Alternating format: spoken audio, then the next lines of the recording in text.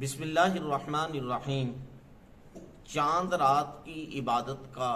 بڑا ثواب ہے، اس کی بڑی فضیلت ہے۔ عام طور پر اس کو ہم ضائع کر دیتے ہیں۔ حدیث شریف کے اندر اس رات کو لیلۃ الجائزہ، انعام کی رات قرار دیا گیا ہے،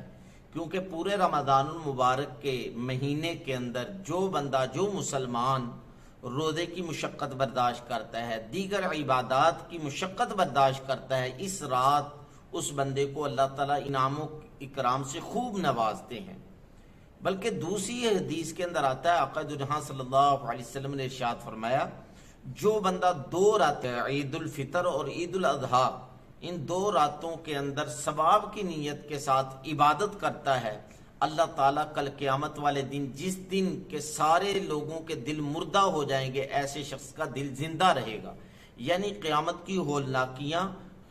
قیامت کی جو پریشانیاں ہیں، گھبراہٹ ہے، اس سے اللہ تعالیٰ اس کے دل کو بچا کر رکھیں گے۔ تو یہ دیکھیں، گھاٹے کا سودا نہیں ہے کہ آج ہم ایک رات اللہ کے حضور عبادت کے اندر گزار لیں اور کل قیامت والے دن قیامت کی جو گھبراہٹیں ہیں، تکلیفیں ہیں، پریشانیاں ہیں، ان سے بچ جائیں، جس دن کے سارے ایک دوسرے سے رشتہ دار، بہن بھائی، والدین ایک دوسرے سے بھاگ رہے ہوں گے، اس وقت جو ہے وہ ہم راحت و سکون کے اندر ہوں گے۔ بلکہ دوسری حدیث کے اندر آتا ہے، آقا دو جہاں صلی اللہ علیہ وآلہ وسلم نے ارشاد فرمایا، جو بندہ 4 راتیں عبادت کر لیتا ہے، 4 راتوں کو عبادت کے ذریعے زندہ کرتا ہے،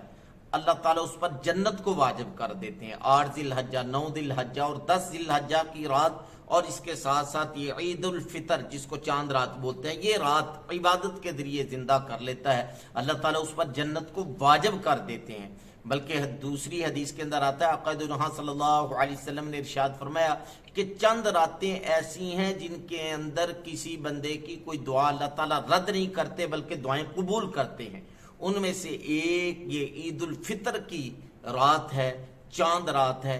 تو میں اور آپ چاہتے ہیں جنت ہم پر واجب ہو جائے، جہنم ہم پر حرام ہو جائے، قیامت کی سختیاں ہم سے ٹل جائیں، ہماری دعائیں قبول ہوں اور اللہ تعالیٰ کے ہم مقبول بندے بن جائیں۔ تو یہ جو چاند رات آئی ہے، اس کو ہلڑ گلڑ کے اندر گزارنے کی بجائے، فضولیات کے اندر گزارنے کی بجائے، عبادت کے اندر جو ہے وہ گزاریں، اور اللہ تعالیٰ ہم سب پر اپنا انعام و کرم فضل کرے۔ نہیں تو کم از کم اتنا ضرور کریں کہ یہ جو مخصوص راتیں ہیں، اللہ تعالیٰ کی طرف سے تحفہ ہیں اس امت کے لیے، ان کے اندر فجر اور عشاء کی باجماعت نماز ضرور ادا کریں، کیونکہ صحیح حدیث کے مطابق جو بندہ فجر اور عشاء کی 2 نمازیں باجماعت ادا کرتا ہے، اللہ تعالیٰ اس کو پوری رات عبادت کرنے کا ثواب عنایت فرماتے ہیں۔ اللہ تعالیٰ مجھے اور آپ کو چاند راتوں کی قدر کرنے کی توفیق عطا فرمائے، ان کی ناقدری سے بچا کر رکھے۔ وآخر دعوانا ان الحمدللہ رب العالمین۔